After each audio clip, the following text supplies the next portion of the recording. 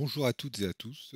Dans une précédente vidéo, je vous avais présenté et expliqué comment on pouvait comprendre et lire les informations contenues dans un numéro de sécurité sociale. Aujourd'hui, je vous propose de comprendre et de lire un RIB bancaire, RIB et IBAN. Ce que vous apprendrez dans cette vidéo, c'est comment est construit un RIB bancaire. Ensuite, quelles sont les informations que l'on peut déduire du RIB. Qu'est-ce que le code BIC et IBAN? Comment calculer la clé d'un RIB? Comment calculer la clé d'un code IBAN? Un RIB, qu'est-ce que c'est? RIB, ça veut dire relevé d'identité bancaire. Chaque compte bancaire que vous avez est associé à un numéro de RIB unique. Par exemple, si M. Durand a 3 comptes, pour un compte courant, un livret d'épargne populaire, il aura donc 3 RIB, un RIB pour chaque compte. Quelles sont les informations contenues dans un RIB? On voit qu'il y a 4 parties. Tout d'abord, le code banque sur 5 caractères, indiqué en bleu. Ensuite, le code guichet sur 5 caractères. Le numéro de compte sur 11 caractères. Et la clé RIB sur 2 caractères. Donc un RIB, c'est finalement 23 caractères qui représentent une séquence unique par compte bancaire. Ce qui représente potentiellement 10 puissance 21 possibilités de numéros de compte bancaire. Je précise que le numéro de compte sur 11 caractères peut contenir des lettres, ce qui augmente davantage les possibilités. Qu'est-ce que le code IBAN? IBAN qui signifie International Bank Account Number, qui est le numéro de compte en fait au niveau international, est constitué des informations suivantes. Le code pays sur 2 caractères, la clé de contrôle sur 2 caractères et un numéro BBAN sur 30 caractères maximum. Donc un code IBAN est composé de ces informations-là, un code pays sur 2 caractères, une clé sur 2 caractères et un compte BBN qui reprend, pour le cas de la France, les 27 numéros que nous avions précédemment vus concernant le RIB. BBN, je le précise, qui signifie Basic Bank Account Number. Qu'est-ce que le code BIC? BIC, ce qui signifie Bank Identifier Code.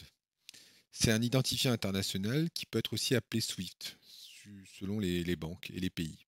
Et il identifie de façon unique chaque banque. Et il existe deux normes, le BIC 8 et le BIC 11. 8 comme 8 caractères et 11 comme 11 caractères.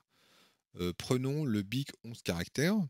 Il est composé d'un code banque sur 4 caractères, d'un code pays sur 2 caractères, d'un code de localisation sur 2 caractères et d'un code optionnel qui correspond à la filiale sur 3 caractères. Parfois, on peut retrouver le chiffre XXX par défaut. Voici un exemple de RIB bancaire. Je rappelle, ce RIB est fictif, qui se présente de la manière suivante: un code banque, un code guichet, un numéro de compte, une clé de RIB. Le code BIC et le code IBAN associés. On note que le code banque 3003 correspond à la Société Générale et chaque banque a en général son propre code banque. Le code guichet au sein de la banque, le numéro de compte qui peut contenir des lettres et la clé RIB. Le BIC qui reprend les informations composées donc des 3 parties SOGE, FR, PPP. La méthode de calcul de la clé RIB, elle se présente de la manière suivante. Je rappelle le RIB que nous avions pris en exemple, je rappelle le numéro. La formule générale de la clé de RIB est un calcul qui prend en compte le code banque. On multiplie le code banque par 89, le code guichet qui est multiplié par 15 et le numéro de compte. Et on fait le calcul du modulo 97. Sur l'exemple que nous avons pris, ça nous donne le calcul suivant. Une clé de RIB égale à 45. Je vous laisse regarder en détail les calculs, ce qui correspond bien aux clés, au numéro de clé que nous avions initialement.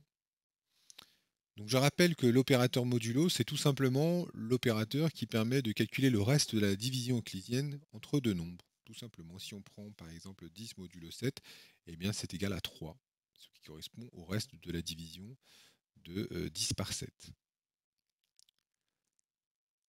Maintenant, abordons la méthode de calcul de la clé IBAN. On voit que le numéro IBAN que nous avions pris précédemment se présente de la manière suivante. La méthode de calcul s'organise en plusieurs étapes. On fixe tout d'abord la valeur 00 à la clé. Ensuite, on déplace les 4 premiers caractères qu'on vient mettre à la fin. Ensuite, on remplace les lettres par leur valeur numérique. Le F et le R sont remplacés par la valeur 15 et la valeur 27, ce qui nous donne le nombre indiqué en dessous. Ensuite, ce qu'on fait, c'est que on choisit de calculer le modulo 97 par étape. On prend le nombre, on le découpe par paquet de 10, ce qui nous donne un premier IBAN que j'ai appelé IBAN 1. On trouve comme reste 10, on reprend ce reste et on l'ajoute, on le concatène, hein, on le juxtapose au deuxième paquet de nombres, et on calcule à nouveau le modulo, ça nous donne 37. On réitère l'opération jusqu'à atteindre la fin de la séquence, ce qui nous donne comme clé 76. Cette méthode est très pratique car il est difficile de saisir, de réaliser les calculs de modulo dans une calculatrice avec tous ces nombres. La précision n'est pas suffisante. Donc on retrouve bien la clé que nous avions calculée initialement. Merci pour votre attention et n'hésitez pas à liker et abonnez-vous à cette chaîne pour rester informé des nouvelles vidéos à venir. Au revoir.